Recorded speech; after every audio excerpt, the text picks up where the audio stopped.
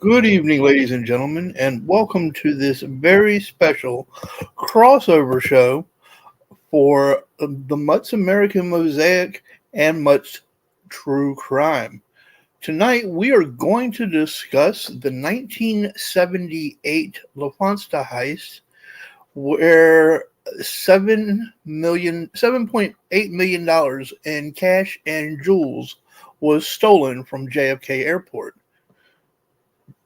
I am your host, the Celtic Mutt, and I am joined, as usual, by my very beautiful co-host, Mrs. Mutt. Thank you, my love. You are very welcome. Now, we were discussing prior to the show start, how many murders were there exactly in association with this after the fact, which we will be covering? You know, you had that exact number. I don't recall. It was 13. 13. I was thinking 12. No, it was 13. Is that including the two that were... Yes. Okay. Yes, the two that were after the fact? Yeah. Yes. Yes.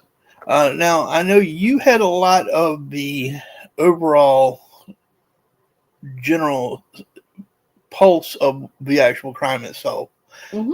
And I covered a lot of the cultural stuff that occurred afterwards. So I think it would be best if we kind of laid down groundwork as to what right. Yeah. the heist was. For anyone who doesn't know, for one, the reason this was rattling around in my brain when you were talking about true American crimes is this comes from one of my favorite movies, Goodfellas.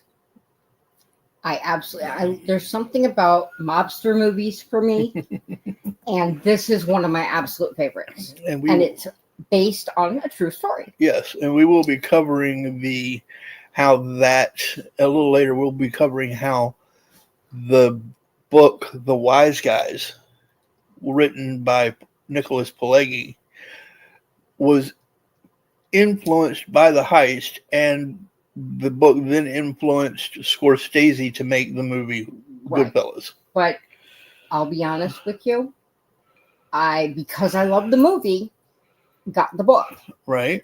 The book is nothing like the movie. It's not like it never Scorsese. is. No, but this is not like Scorsese read the book and like, this is such a great story, and then based the movie on the book.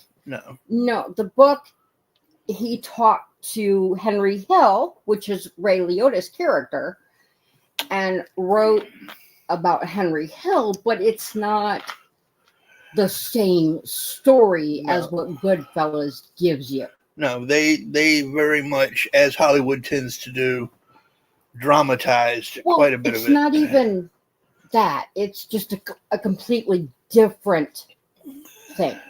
Well, yeah, It's a much drier thing. It covered more of the actual crime, whereas the book, no? No, it's not even. It's two different things. Okay. I can't explain it. It's been so long since I read Pileggi's book. That was out in Arizona, but it's not even. Okay. It does not have any action in it like this. It's not the same story, period. I don't know. There was quite a bit of action in the actual heist. I mean, and after the after effects. And there's obviously all sorts of action in the movie. Right. But the book has no action in it. Well, Pileggi was a crime reporter, so he was pretty much. I would imagine, having not read the book, but knowing some reporters myself, and knowing that they tend to try to stick to just the facts, ma'am, just the facts. He probably sterilized it. Not necessarily. Some of them like to sensationalize, to sell the papers. Right. And this was, the book would have covered, if you look at Goodfellas, that covers several years. If that book inspired the movie, it would cover several years. Yeah. Thank you, Mac. And just off topic here real quick. The legs are getting there. For those of you who don't know, and for those who are joining us on over on Twitch, which this is being dual streamed tonight, I have a condition that is being dealt with, and that is what Mac is referring to, for those of you who may see it in the chat. But you and I can talk about that after the show, Mac, if you like. I'm sorry, go ahead, dear. No problem. But let me put it this way. Let's just ignore the fact that Pileggi's book is dull and dry, especially compared. Okay. I found an article. This comes from allthat'sinteresting.com. Okay. The title of it is Why the Lufthansa Heist Was Far Crazier Than What Goodfellas Depicted. Oh, 100%. Yeah. Yeah. So, I mean, if any of our audience is from New York, they're going to be able to picture some of this better than others. Right. But early morning, December 11th of 78, 3 o'clock in the morning, roughly. Right. That early. They had a stolen black Ford Econoline van. Yes. Outside of JFK, the international airport. Right. There's several men in it waiting for a signal, and they're all wearing black ski masks. At 3:12 a.m., they got the signal, and the van backed up to the deliveries entrance of the Lufthansa airline terminal. The masked men got out, each of them armed with a loaded weapon, and entered the terminal. 64 minutes. They quietly slipped out, loaded the van with $5 million, which makes me wonder where you got your number from, because I never saw that amount. It is one of the numbers that it may have been a sensationalized number. Yeah, because I got $5 million, and this was pretty consistent. $5 million in untraceable cash, and $875,000 in jewels, and got away with what was at the time the largest sum ever stolen on U.S. soil. Message for you, son.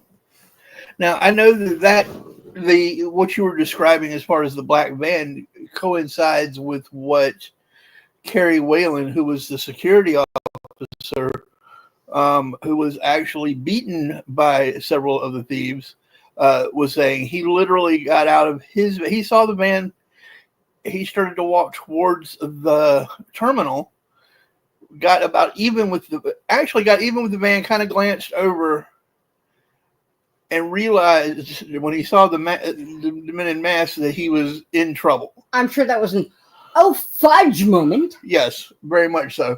And I think he said he got several steps past the van before he heard the doors open and felt a very sharp pain to the back of his head.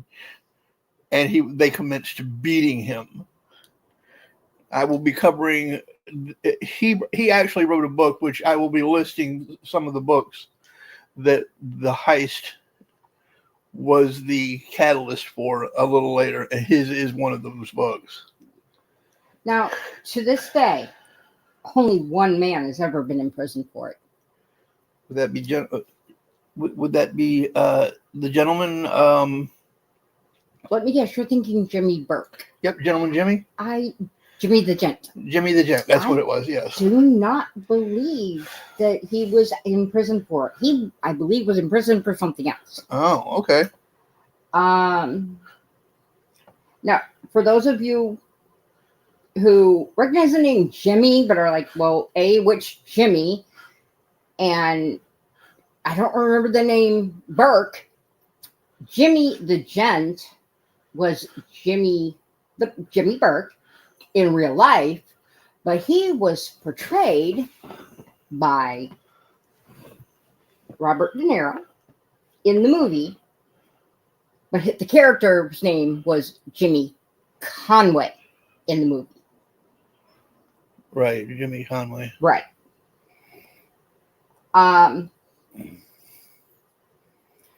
If I remember right, I'm trying to double check this, but I believe Lufthansa was not only a German airline, but it was also Lufthansa. The reason it has such a German sound is because it was the German, the money from the German exchange. Yeah, you and I were discussing that because I had originally thought that it was a German section of New York, a very heavily German section, but that's not the case. No, this was money that had come back in from Europe. Gotcha. They say that there's no way that this kind of heist could be pulled off in the same way today. But then again, it was the 70s in New York. Well, I don't know. A lot of things that were done then could not be done today. Well, I mean, look at Guarena, Victor Guarena in '97, who pulled off what was the largest Loomis heist. Yeah. So I mean, and that was 20 years later. Yeah, but this was because the mafia. Well, so was in a manner of speaking. So was the Guarena heist. He was actually working with an organization that called the Machete Wielders, who were for a free Puerto Rico, which was the militant arm of a much larger group in Puerto Rico that was trying to get out from underneath U.S. sovereignty. So, I mean, I guess the point I'm making is that those kinds of heists, if they're going to happen, they're going to happen, regardless of what fail-safes are put into place. Yeah. Now, for anyone who, doesn't know or doesn't remember, there were, at that time, 5 families of the New York Mafia. Max says Mr. Mutt has a leafed gun, too. Okay, I'm not sure. Anyway, those families, at least one of them were behind almost every major crime committed during their heyday. Right. And these families were the Bonanno, Colombo, Gambino, Genovese, and Lucchese families. Now, in the case of the Lufthansa heist, it was the Lucchese family, specifically their associate named Jimmy Burke, that was the mastermind. Burke, like I said, played by Robert De Niro as Jimmy Conway in Goodfellas, was an uncharacteristic sort of mafia man. Now, he was Irish American, not Italian American, so he could never become a made man.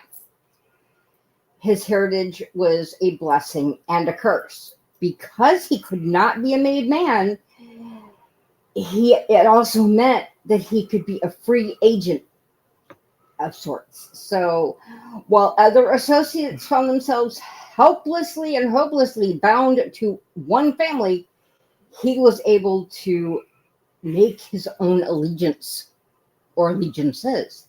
He freelanced, basically. He was able to choose the family that he wanted to work for.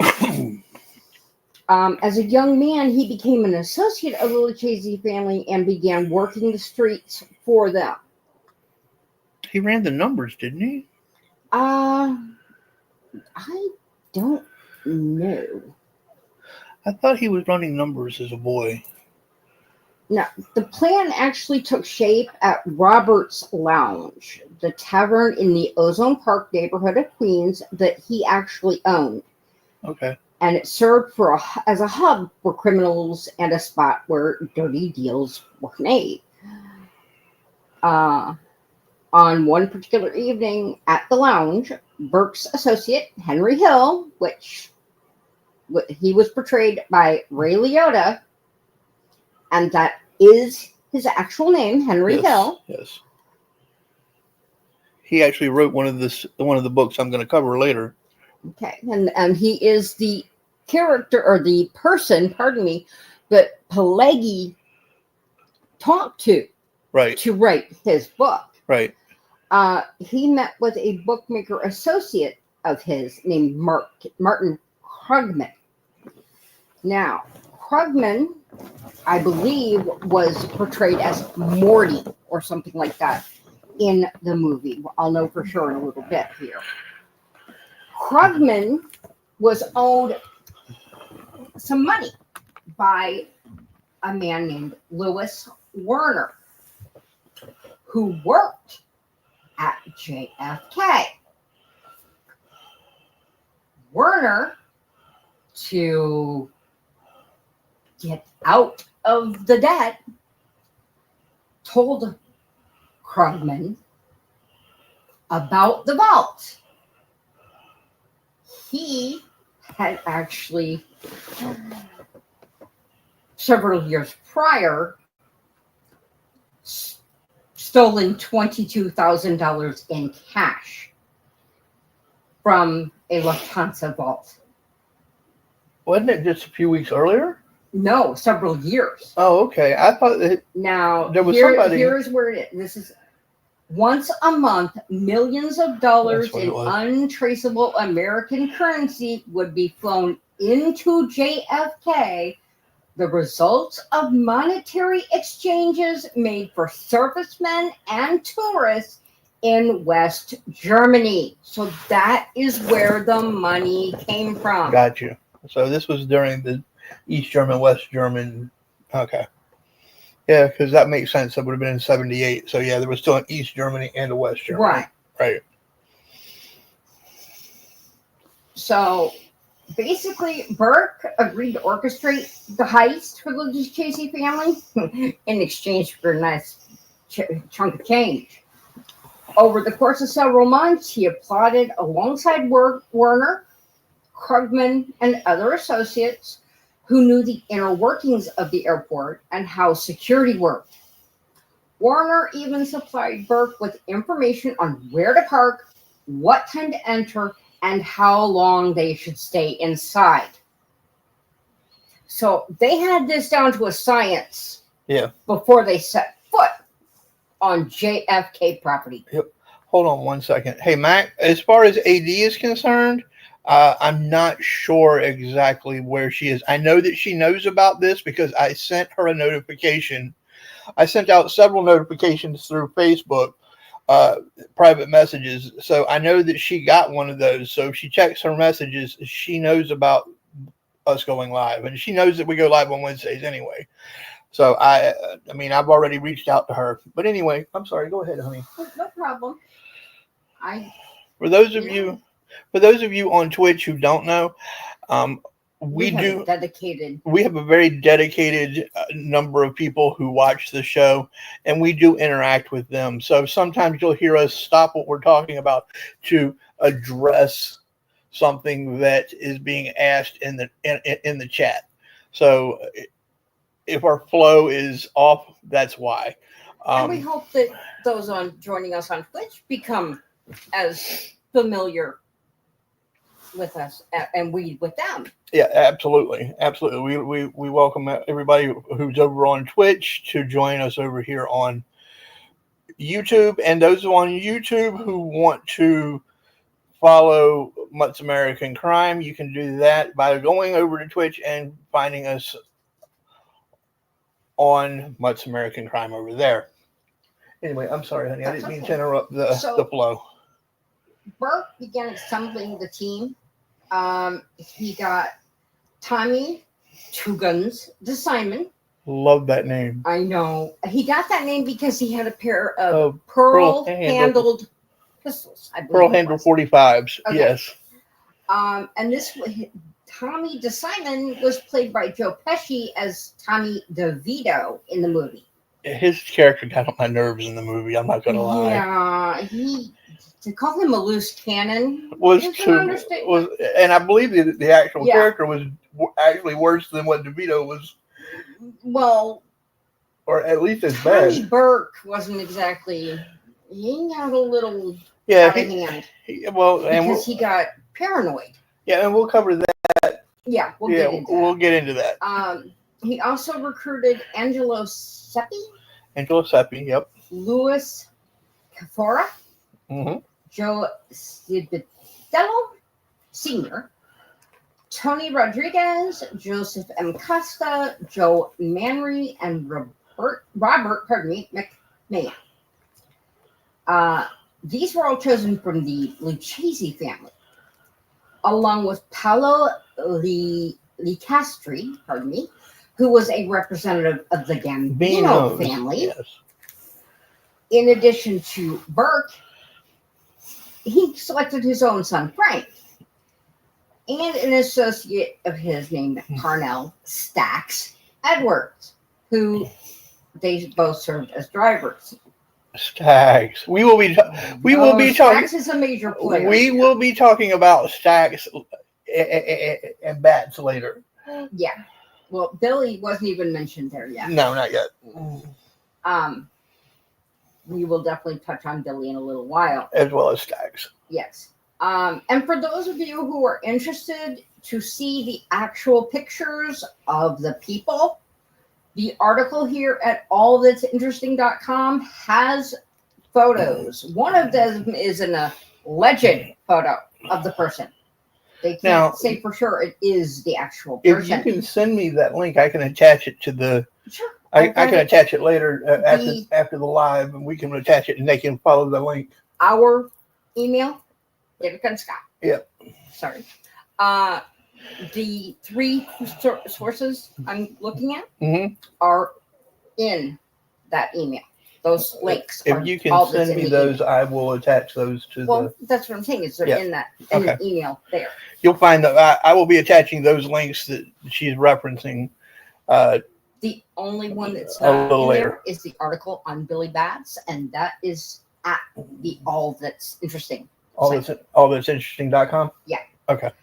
Other associates were also looped in. Paul Vario, who I don't remember. Paul Sorvino played him in Goodfellas. I just don't remember the last name they gave him in Goodfellas, and they don't supposed to say it here. Was actually a captain in the Lucchese family. Right. And of course, he was involved. He actually sent his son, Paul, to ensure that his end of the loot was procured. Vincent Asaro. What was that? What, one of the Pauls? Yes. Making reference, and if you've seen Goodfellas, and it's been a while, everybody, Paul and Maria. Everybody was either Paul, Polly, or if you're a female, some variation of Maria. Literally, almost everybody. Were always married to Maria. Yes, and they always had a Maria if they had a girl. And if they had a boy, it was a Paul or a Polly. Yeah, yeah. And we'll find out some interesting things about Paul and Henry and Henry's wife Karen, and Tommy Two Guns. Yes, a little while, which was not portrayed in the movie.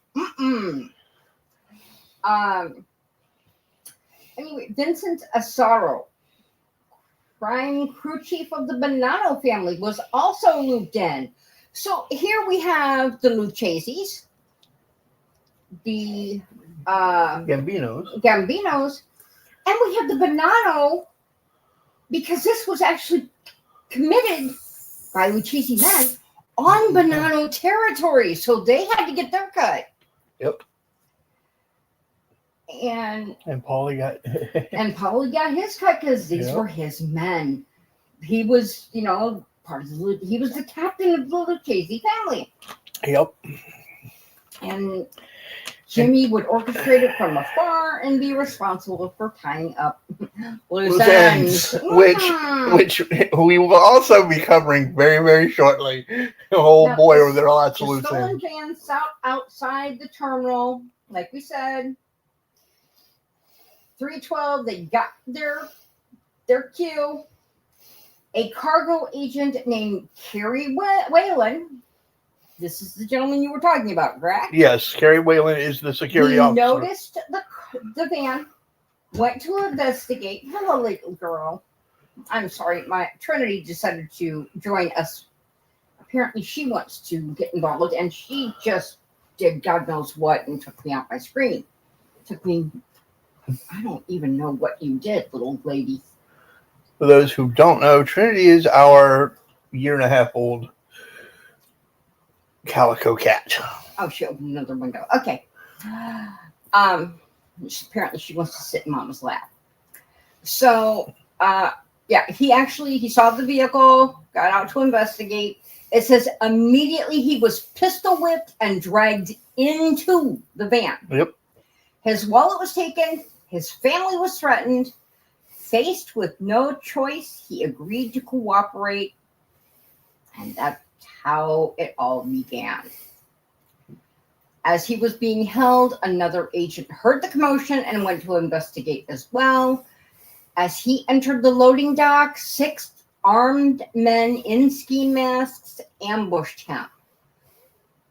With a key that had been provided by Warner, the men entered the building and rounded up the remaining employees, sequestered them in a break room, using the bloodied and beaten Whalen as proof that they were not there to play games.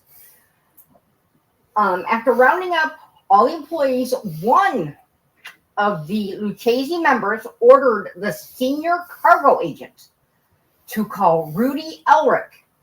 Elric, Warner had told them, was the only man with the codes to get into the vaults.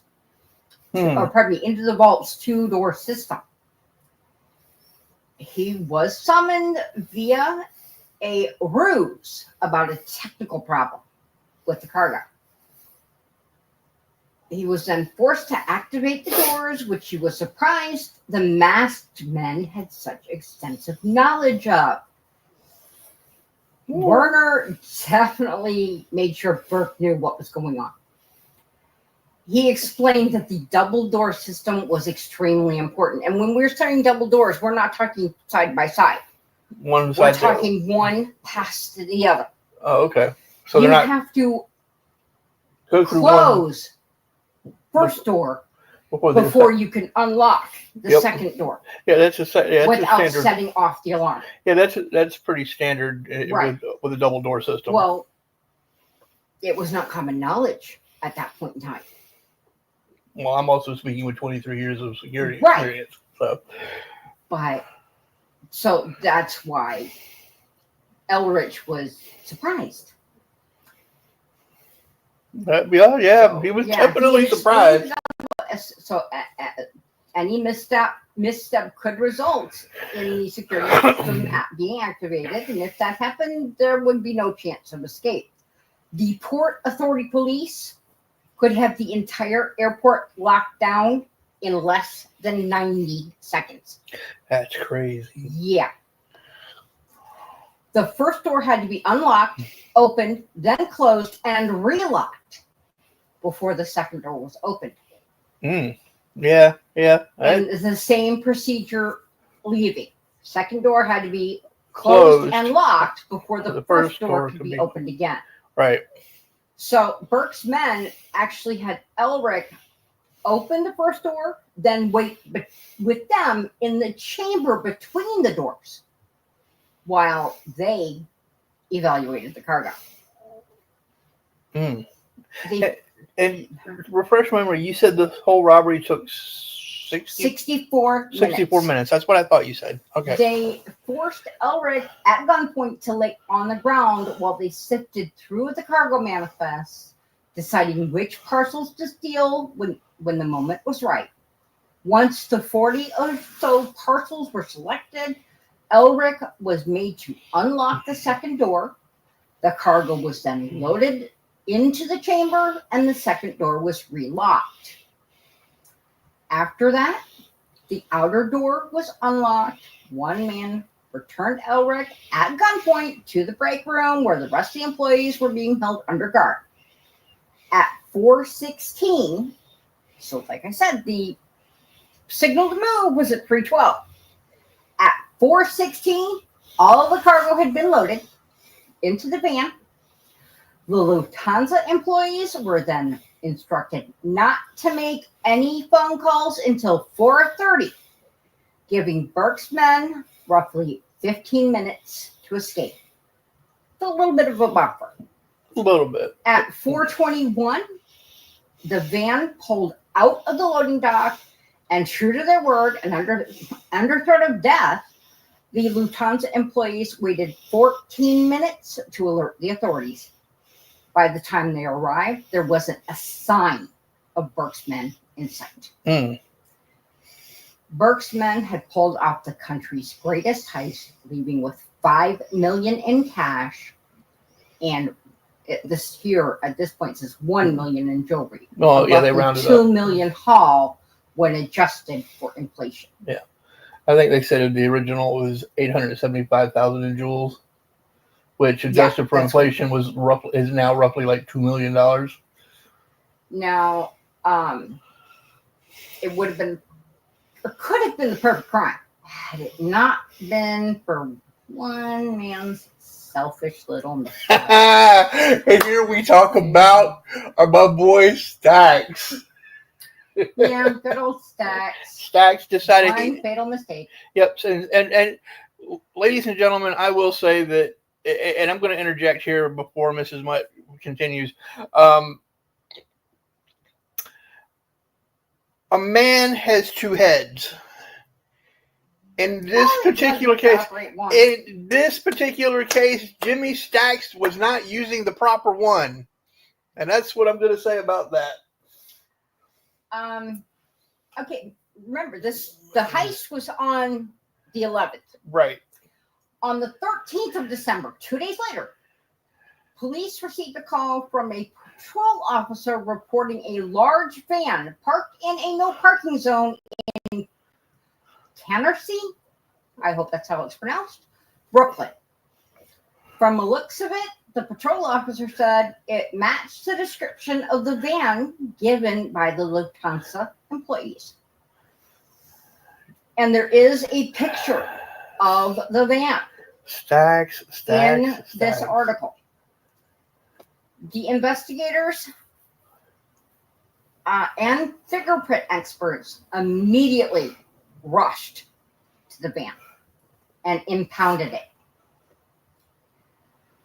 They thought it was the same one seen at JFK. Upon further investigation, fingerprints belonged to one Parnell Edwards, aka Stax, who actually was a guitar player, I believe, a musician at Hill's Club, was he not?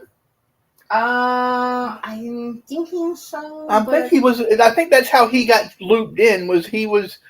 He had a friend, and I didn't mean to interrupt you. I apologize. He had a friend who worked at a scrapyard.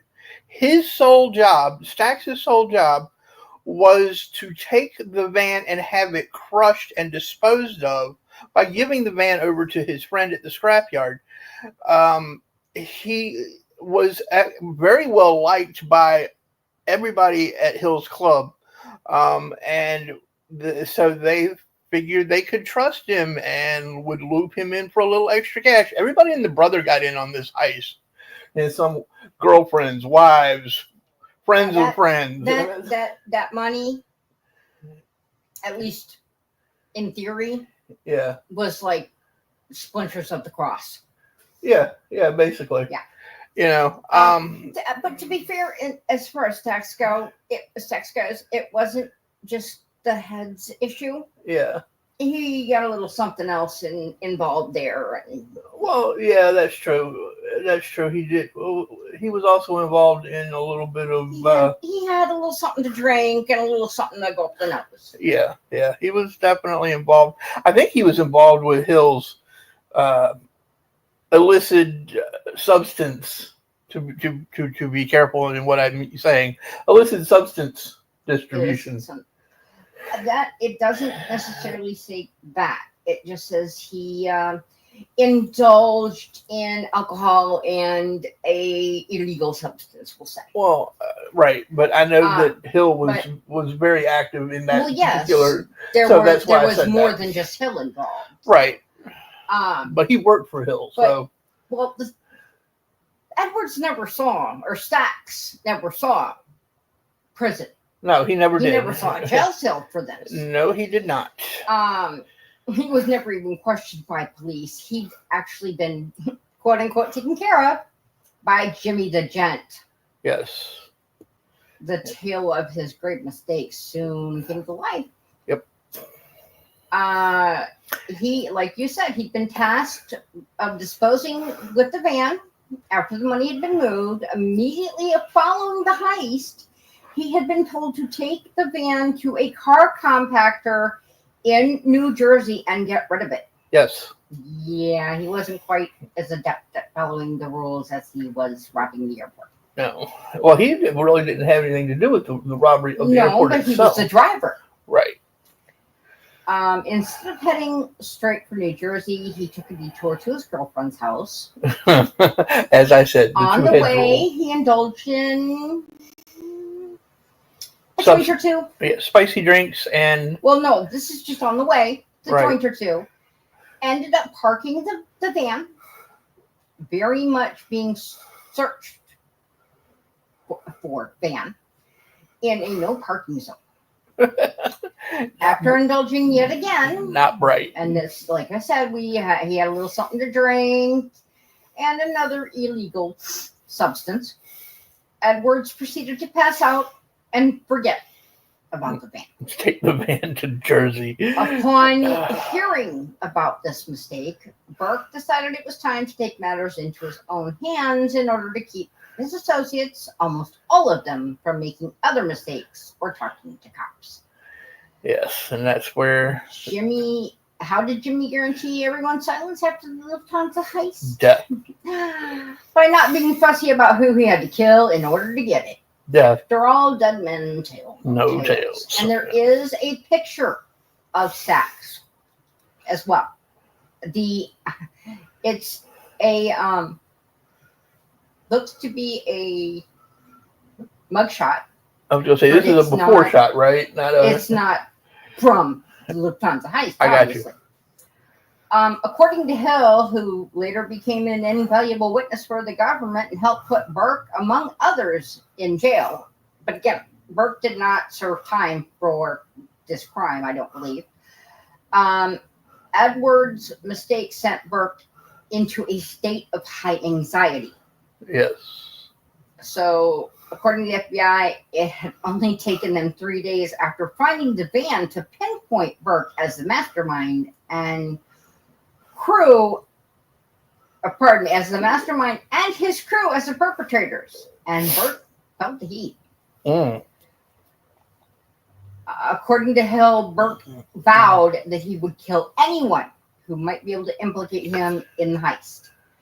And before long, that's exactly what he did. Yeah. Yeah. Nobody was safe from Burke's paranoia. Yeah. Stacks was the first victim killed at his apartment by Tommy Two Guns DeSimon and Angelo Seppi. Yep. Then was Krugman. After that, several of the gunmen Burke had enlisted, along with a few of their immediate family members. I'm actually going to be breaking that down for everybody. Well, within 6 months, almost everyone involved with the heist was dead or missing. While we're talking about that, why don't I go ahead and break that down for them real quick? What do you think? Sure. And I'm just going to say that these were either done by Burke's own hand. Yes. Or thanks to an associate. All right. So we were talking about Purnell Stephen Stacks Edwards. He was disposed of. We'll put it that way for the sake of internet speech, on December the 18th of 1978. Blues musician, credit card thief expert, and getaway driver shot by DeSimon and Seppi for failing to dispose of the van. And then there was Martin Krugman. Which again, in the movie, I believe that was Morty. I believe you might be right. He was the one with the rug, the toupees. The toupees, yes. He was eliminated from the gene pool on January the 6th, 1979. Putting it that way makes me wonder, were any of these people on the Darwin list? Or I don't know. He was an associate of Burke and Hill's and the owner of a wig shop and men's hair salon, both named For Men Only in Queens. Krugman was the first to tip off Burke via Hill about the potential for a major heist. And then I'm synopsizing some of these, ladies and gentlemen. Richard Eaton was then gotten rid of, if you will, on January the 17th, 1979. Florida-based con artist and associate of Tommy Monteleone. He was involved with the actual heist, but was tortured and murked by Burke after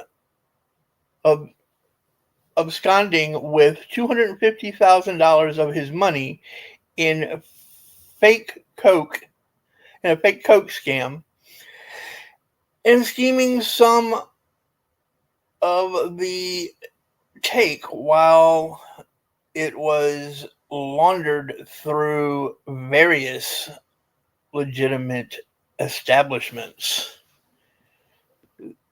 Then there was Tommy. Then there was Tommy himself that I was just talking about, who was again removed from the gene pool in March of 1979. Also from Florida, he was a restaurateur, mobster, and associate of Eaton's. He owned the Players Club a local bar frequented by Burke gang members, and was accused by Burke of conspiring with Eaton and Ferreira on a fake coke deal, scheming pardon me, I'm sorry, skimming off part of the take while laundering through his club. So the man was basically double dipping, it sounds like. Um, Louis, Louis Cafora? Louis Cafora was a Brooklyn parking lot owner and money launderer. Cafora had been Burke's cellmate in prison and was contracted by Burke to launder some of the take through his collection of legitimate lots. Sounds like I said, it sounds to me like everybody was getting double dipped. Joanne Cafora, Lewis's wife, presumably murked along with him. So she was just guilty by association, apparently. Well, we did hear that he killed members of certain families. Yes, this is true. Joe Buddha Manring was eliminated as a suspect permanently. On May 15th, 1979, he was a night shift air freight cargo supervisor. Manry was a long-time Burke associate, and his inside information helped plan the heist. Manry was repeatedly offered the opportunity to turn state's evidence and enter the witness protection program, as was fellow airport worker Robert McMahon, an offer which both refused.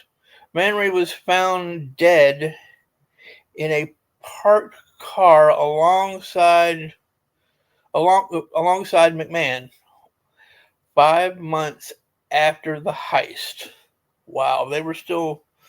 It was 5 months later, and they're still eliminating suspects. They said within 6 months, almost everyone involved. Yeah, Robert McMahon was removed from the heist planning committee. I'm trying to find interesting ways to say certain things. On May 16th, 1979, he was an Air France. He was an Air France night shift supervisor at Kennedy Airport, involved in the similar Air France robbery in 1967 with Burke associate Henry Hill. I didn't know that Hill had pulled off one in 67. Suspected of helping Manry plan the heist, he was found dead in a parked car alongside Manry, as I was just stating. In the back, he was pew-pewed in the back of the head. I'll just put it that way. Paulo Lacastri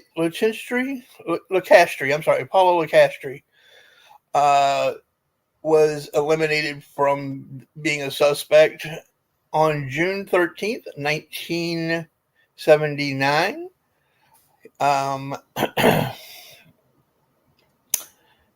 Okay, hold on a minute. Oh, there we go. He was an illegal immigrant, Sicilian-born pizza connection, drug trafficking, and Gambino crime family associate. Who was that? That would be Paulo. Paolo Lacastri? Yes. Others involved in the planning, execution, or follow-up of the heist who were eliminated, but not on Burke's order in 1979, are as follows: Thomas DeStefan, I got to see it. DESIMONE.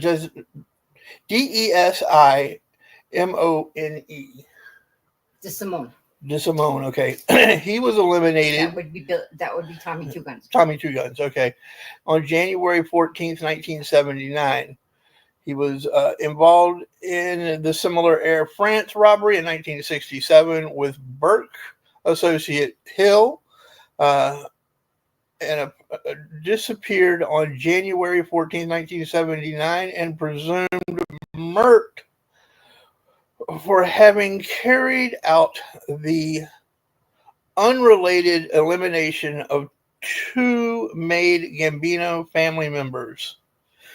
Ooh, he didn't get the green light to do that. Oh, no. And yeah, we're gonna cover that shortly. Yeah, we're gonna talk about that. Okay. Teresa Ferreira was somehow involved and eliminated as a suspect permanently, if you catch my meaning, on February the 10th, 1979. She was the occasional mistress of several of the associates of both Eaton and Monteleone. Ferreira disappeared on February the 10th, 1979. Her dismembered torso was found floating in Barnegat Inlet. I'm not sure I'm pronouncing that right. Barnegat Inlet near the Toms River, New Jersey area on May 18th. Ooh. Lucchese. Okay, this is a Lucchese family member, Angelo Seppi. Wow, even Angelo Seppi got it. I didn't realize that. Lucchese family member and a chosen close associate of Burke's, DeStefano and Tony. You mean DeSimon? DeSimon. I keep saying DeStefano. I'm sorry. DeSimon and Tony Rodriguez. Seppi was responsible for most of the post-heist murks. So Burke would put a bug in Seppi's ear and Seppi would go run. Yes. Seppi and his girlfriend were themselves murked by unknown members of the Lucchese hit squad.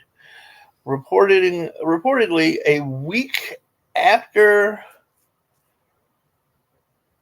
robbing the Lucchese-affiliated drug traffic of thousands of dollars in coke and cash earmarked for the family. Ooh, he robbed the Lucchese's? No wonder he got eliminated. Yeah, not smart, my man. Not smart at all. You don't bite the hand that feeds you. No, Joanne Lombardo, July the 18th of 1984. Seppi's 19-year-old. He's a dirty old man. Seppi was a dirty old man. That's all I'm going to say. Seppi's. How old was Seppi? I don't know, but he had a wife, and this is his 19-year-old girlfriend.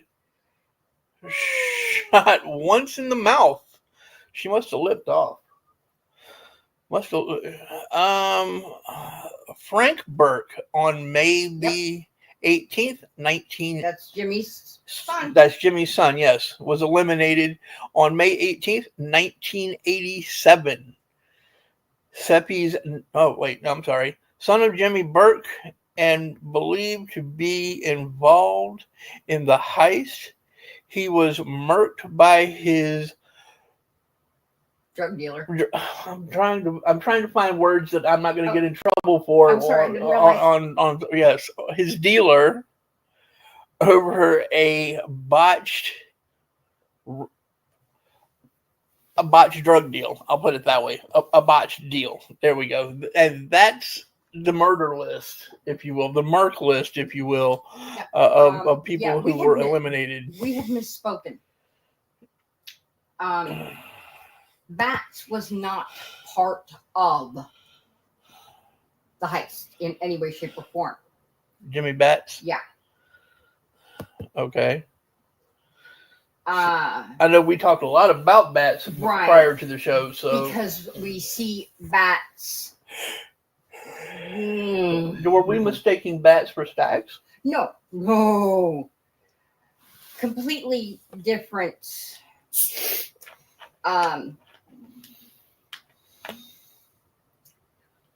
You can't look at them and think mistake them for each other.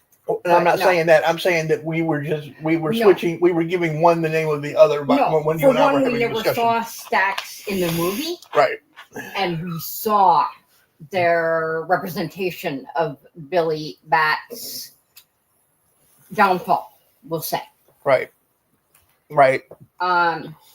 This goes to say the real story of Billy Bats that Goodfellas didn't tell. That's the title. Yeah. Okay.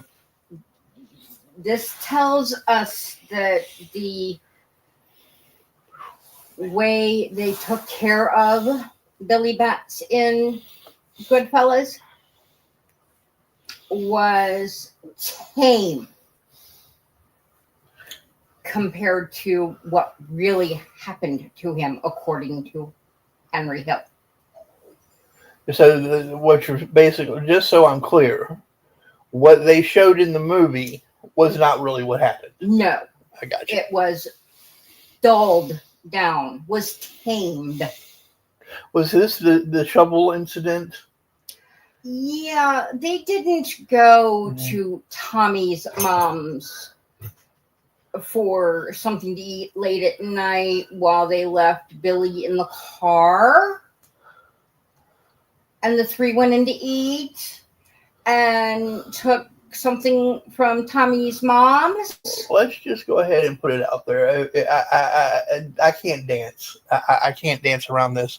I feel like it's not giving the full weight. You know better what to do. Just go ahead and I will deal with it.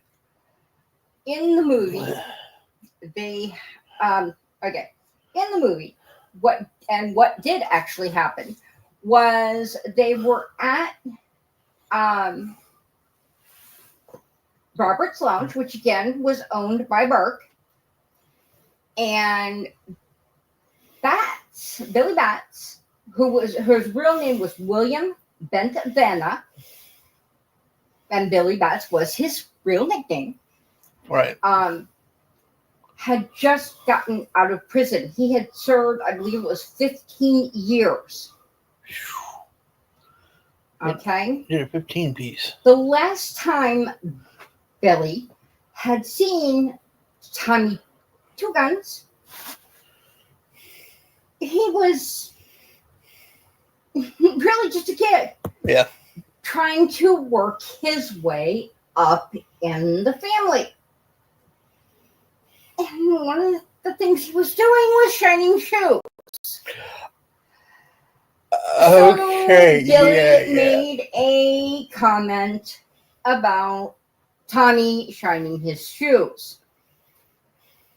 And Billy was a made man. Tommy at this point was not. Ooh.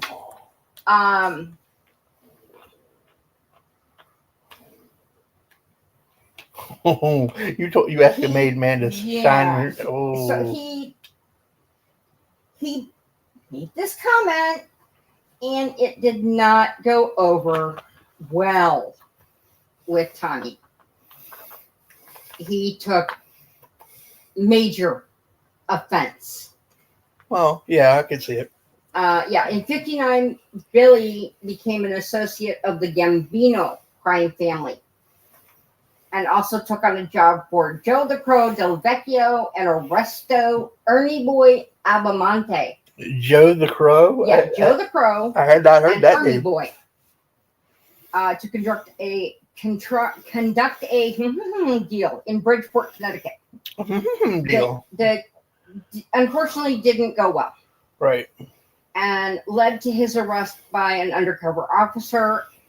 It got him charges of possession and exchange. Mm-hmm. So in 61, he became a full member of the Gambino family. He became a member of this thing of ours, as it is referred to often. Okay. The cops would come for him again a year later in 62, and he would receive the 15-year sentence. Somehow he was, I'm assuming, good behavior, what have you. He actually was released in 70. So, like I said, Tommy had been shining shoes and working his way up the last time Billy had seen him. But he wasn't a rookie anymore. He had made a name for himself. And just as the movie portrays, he is prone to, let's just say, flying off the handle. Acts of random... Yes. Yeah, flying off the handle and taking things too far. Yes. Simon, it's likely that Billy didn't mean it as an insult, but Tommy Two Guns took it as such when Billy asked him if he's still shining shoes. Oh. As Henry Hill put it. His intention didn't matter. No. Tommy Two Guns was so it was too late. hot, to put it mildly. And yes, according to Hill, he told him and Burke, I'm going to, can I say kill? Eliminate. Okay, take care of that expletive. 2 weeks later, on June 11th, he followed through. They were actually at the suite, which can't remember who owned. Burke actually held Billy down while Tommy, the Simon, shouted Chinese shoes before beating Bats in the head. Damn. Yeah, there was some anger management issues there. When they helped Billy into the vehicle in the movie, yeah, that's exactly where they did help him into. In actuality. Yeah. But it doesn't say that they went and got dinner with the Simon's moms, let alone got the utensil of choice. Right. Man, I tell you. Instead, their tools of choice to complete the job were a shovel and a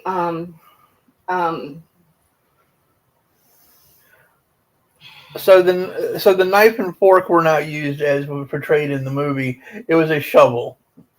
And a just say it. I'm trying to think of the word. Ice pick? No. I thought it was a knife. That was from the movie. Right. But no, in reality, it was the shovel and I want to say it's the car tool.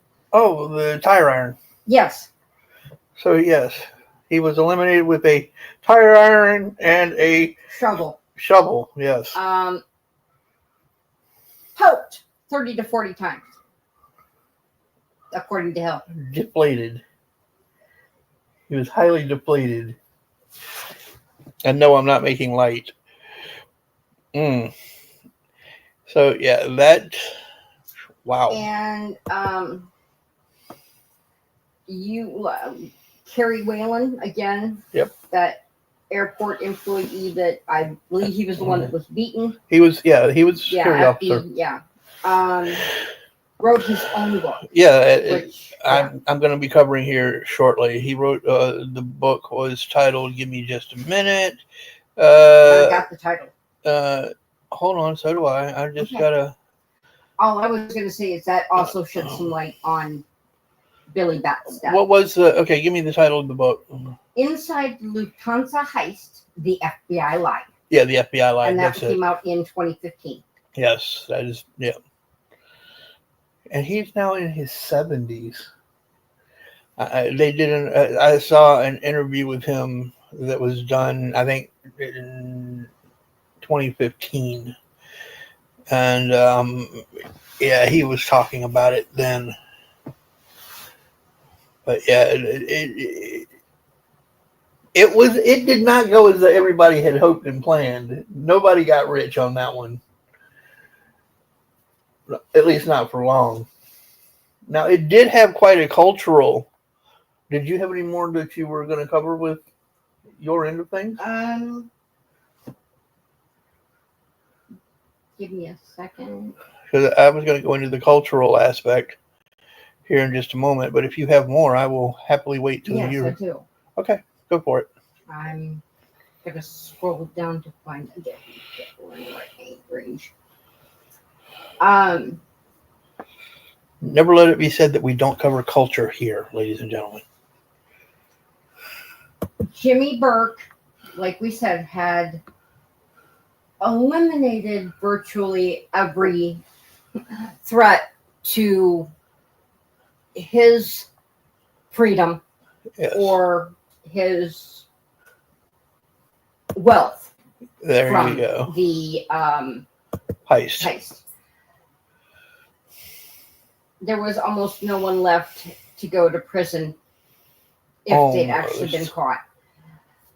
40 years after the heist, only one man has ever served time for direct involvement. Who was that? Did you say who was that? Who was that? Lewis Warner. Warner, okay. He was arrested 4 months after the heist for providing the robbers with information regarding the terminal layout. Huh. He was convicted in May of 1979 and served, oddly enough, just like Billy Bat, 15 years. Well, actually, he served. Billy was sentenced to 15, but only served 8. Right. In 1980, Henry Hill was arrested for trafficking. Fearing Burke would have him eliminated as a way to prevent him from cooperating with authorities, he turned state's evidence and volunteered to be an informant. Now, did you? That right there leads me to ask the question, because in the movie, and I'm gonna make comparisons from the movie to. In the movie, they talked about when their house got raided. Karen, who we still need to talk about, flushed a lot of the product down the toilet. Mm-hmm. And that's when they really realized that they could very easily be targets at that point. She really realized it when she went and talked to Burke, and he said, "Go down here and go pick yourself out a dress." And she's thought it was suspicious and decided to leave instead of going and getting. Oh, go pick yourself out a dress. In other words, to be buried in. At least that was the implication. She got the idea that if she had gone, she would not have walked out with the dress. I got you. That's the feeling I got in watching. Okay. Oh, was that in the movie? Yeah. Okay, that was okay. Okay, I was okay. All right. Yeah, I remember the scene. Well, you have to realize Henry saw everything that Burke did right after the heist. Absolutely. And the aftermath and how paranoid and greedy and everything that Burke became. Right. So he could see, okay, well, I just got caught. This is what they're going to see. This is what he's going to think. This is going to be his response. Right. I need to do something. These are my options. This is where I'm going to go. Now, I know that in something I read, and I'm kind of giving you a softball here, I think, a little bit, because I think it was also something you and I discussed earlier in the week. Wasn't Burke at one point trying or did have an affair with Karen? No. No? That wasn't Burke. That wasn't Burke? Oh, okay, I thought it was Burke.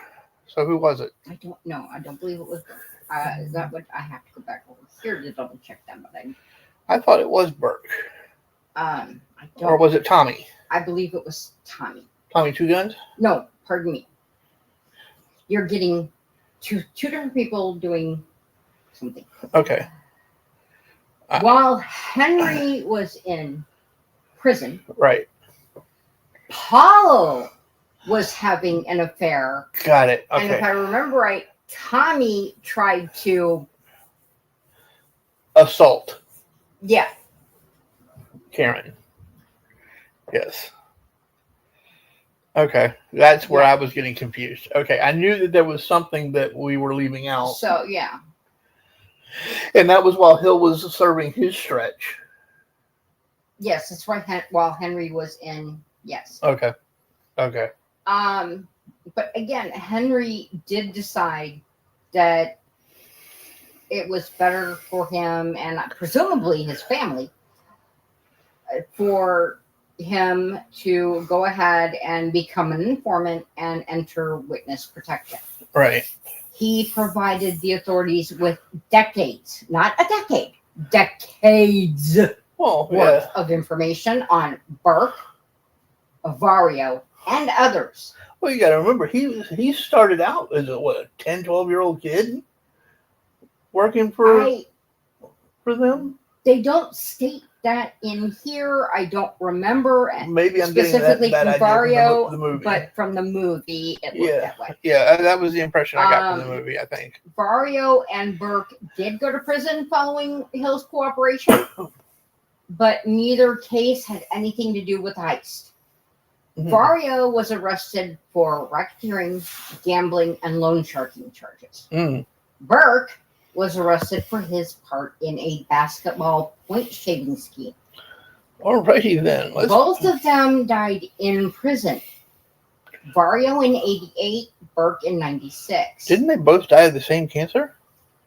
I don't believe so. Oh, I know two of them died of cancer that were... Well, even so, I don't think if they did die of cancer, it wasn't the same kind. I thought they were. Okay. In 2014, 36 years after the Lufthansa heist, it seemed there might finally be another arrest involving a direct player. Vincent Asario. He was the crime chief of the Bonanno family. Right. He was arrested in connection with the heist at the age of 78. Wow. He went to trial and denied he had anything to do with the heist. That claim was backed up by Hill before he died in 2012. Before who died in 2012? Hill. Oh, Hill died in 2012? Okay. Asaro was acquitted of all charges and made a free man again. However, it seemed the fate of Burke and Barrio would befall Asaro too. In 17, he was arrested in a road rage incident. Oh, man. He got 8 years. Wow. Whatever Asaro may or may not know about the heist could very well die with. He could very well die with behind bars, like it was with Burke. I will say this: for those of you who are thrill seekers and like to geocache and like to treasure hunt, let me clarify something for you. None of this money or jewels was ever found. It's still out there somewhere. So, while I personally wouldn't touch it with a 10-foot pole, it's blood money as far as I'm concerned. It is still out there, ladies and gentlemen. Where? I have no idea. Now, to this day, not only was the money ever found, like you just said, but the Lufthansa heist remains one of the longest, not to mention bloodiest and most storied open cases in American history. I believe it. It's been going on since, what, 28? No, since 79. Since 79. So that's 45 years? Roughly? Yeah, it's roughly 45 years. I mean, I mean, I was 9 years old when this this happened. And wow, that's crazy to me. But it did have a cultural impact. I'm going to go into that now, if that's okay. Yeah. As we discussed, there are books written about it, and of course there was the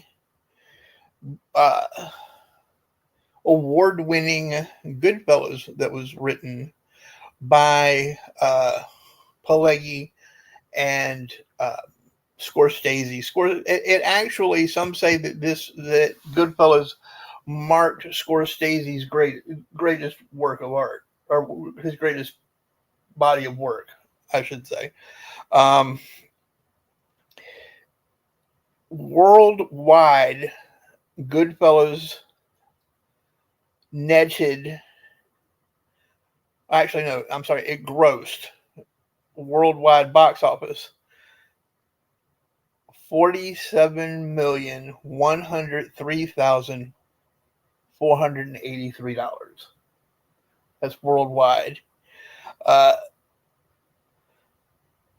It is a 13-time award winner. Some of those awards include Best Design, Best Supporting Actor, Best Direction, just to name a few. Several other smaller, lesser-known movies have also been made. The $10 Million Heist, which was made for TV in 1991.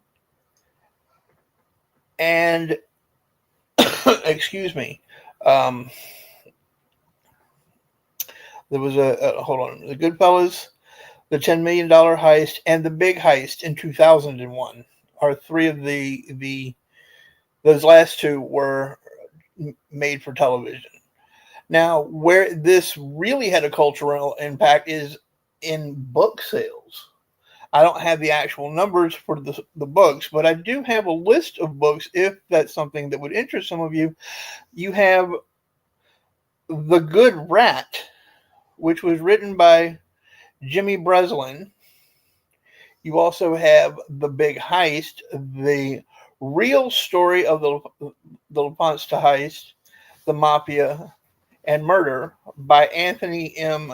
DiStefano. Yeah. I'm massacring that name, ladies and gentlemen. I apologize. The Lufthansa heist by Henry Hill and Daniel Simone. Now, this next one is not specifically about the heist, although it does touch on the heist. It's the Mafia Summit, J. Edgar Hoover, the Kennedy brothers, and the meeting that unmasked the mob by Gil Revel. Excuse me. Started to say Revelin. And then, of course, there's the book, Wise Guy by Nicholas Pileggi, which we've already discussed, the New York crime reporter, in 1985. Scorsese read the book, as I stated earlier, and loved it, and invited Pileggi to help co-write the screenplay that became Goodfellas. Goodfellas. That's what I said, Goodfellas. Sound like you said fellows. Goodfellas. The mystery of the Lufthansa heist, the mystery of the Lufthansa Airlines heist. A Wise Guy reveals the untold story by Robert Subner was another one. The Last Good Heist, which was written in 2016, and it was it was a collaboration of authors by William Worcester, author Randall Richard, and author Tim White. Then there is the Inside Lufthansa Heist, The FBI Lied by Kerry Whalen, which we have discussed quite a bit tonight. And I personally am looking into getting either seeing if the library has it or purchasing the book, because I'm interested to see what lies the FBI supposedly told. Now, I have read excerpts, and according to Whalen, the way that the FBI handled the initial part of the investigation, they tried to ride roughshod over witnesses, coerce statements, manhandle people. It was botched, as I believe was the word that Whalen used from the get-go. And he also, from what I had seen at one point, he used the Freedom of Information Act to get documentation, and said that a lot of what he got was redacted, beyond redacted. Of course. And what are they trying to do? Protect the innocent? Come on now. They were, yeah. That's why I'm interested in that book. I want to see what Whalen says, because let's face facts, folks. Every story has two sides. There's Whalen's side, there's the FBI side, and somewhere in the middle is what is actually the truth. And I'm curious to see if I can spot that. Because I don't necessarily 100% believe Whalen, but I know I don't believe the FBI. So I'm just curious to see how that works out. That pretty much covers what we have on the heist, I think. I do have, I don't know if you came across this, mm-hmm. But I just realized I have this. The amounts, the amount that they took, the right. $5 million in untraceable bills and the 800,000 in jewels, right, at the time of the heist. Yes. In 2022, right, the cash would have been worth $22.4 million, and the jewels would have been worth like worth $3.6 million. 3.6. Okay. So we're talking 20, 30. Not even worth $6 million would have been worth $26 million. So you talk about your rate of inflation, ladies and gentlemen.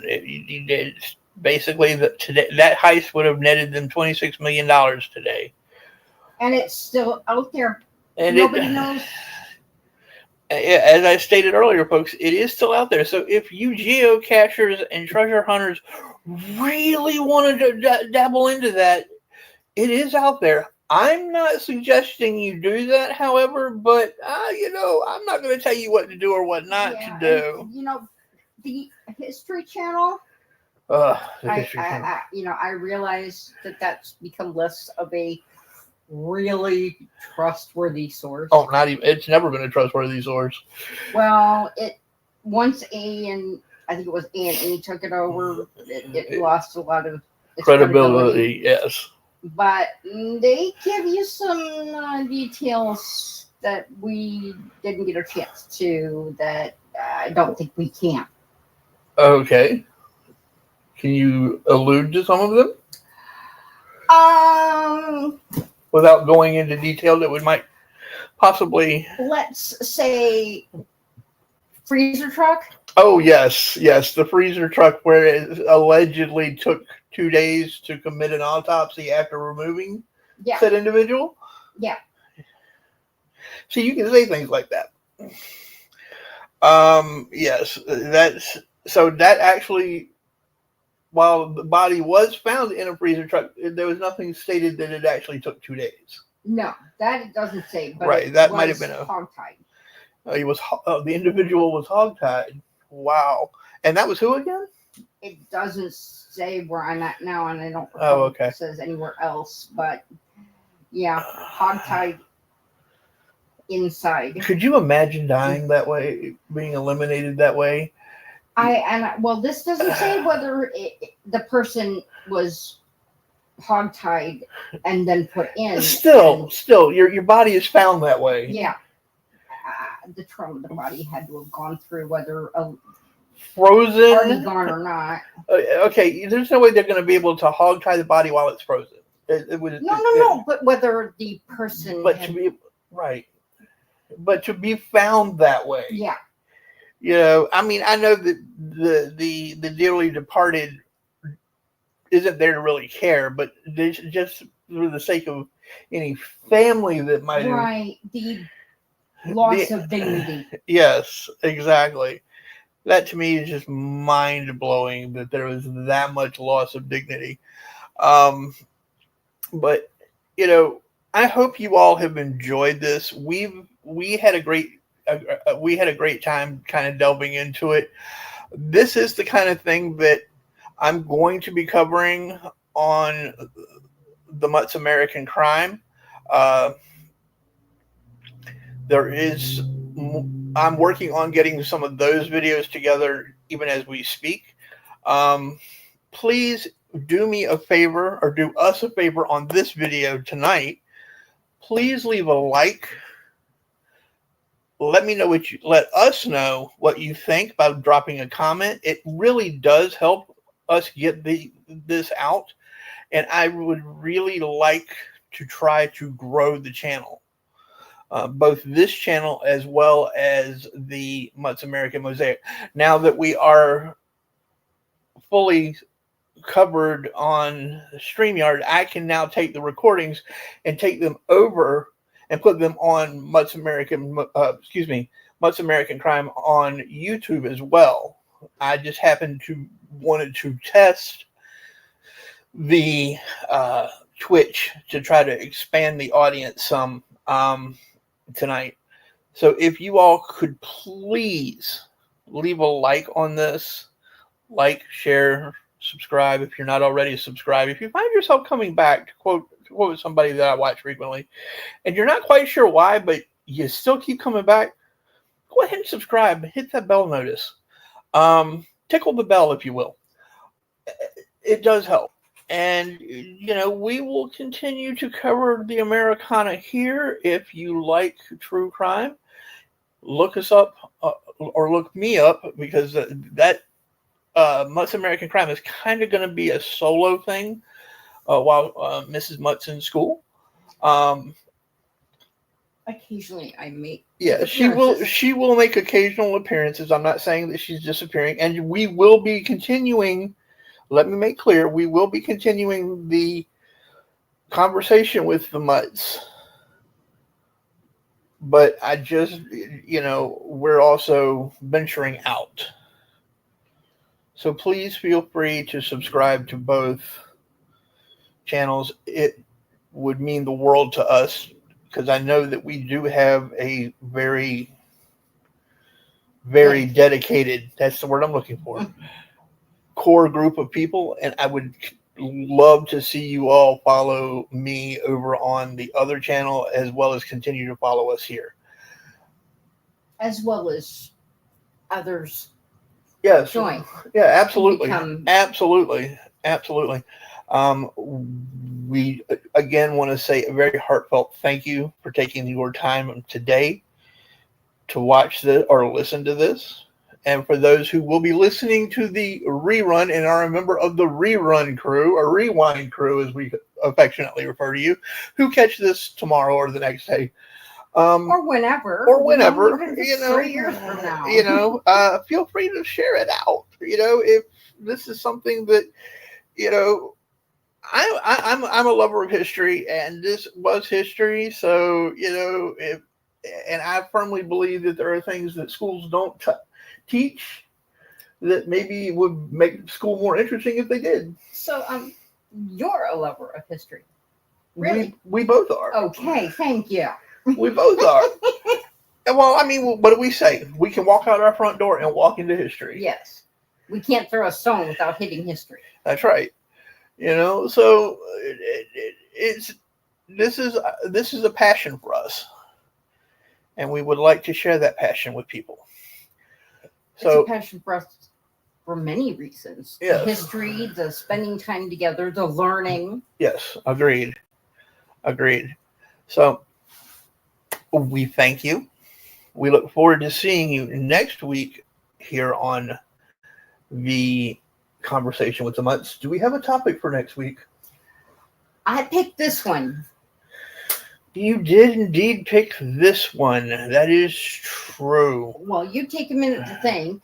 I can let people know that I mentioned that there was at least one photo that was a question whether it was a person, a picture of the person or not. The article about the taking care of Billy Bats. Yes. The photo. Yes. Just into the article. Yes. Actually states that that is widely said to depict him. Yes. But its authenticity is disputed. It's questioned. Okay. Yeah. Next week's topic, and this was suggested to us by one of our very loyal listeners. This is someone we've had lunch with. Indeed. Indeed. Which we love her to pieces. Yes, we do. With the Green Shamrock holiday coming about. Yes. We're going to be discussing, I think, next week, St. Patrick. Was he truly Irish or not? So if the history of St. Patrick, and it's not Patrick, it is Patrick, interests you, feel free to join us. I think you might find that what you believe to be the truth is myth that we have been led to believe. So until next week, America, take care of yourselves and each other. And have fun storming the castle! Good night, gang.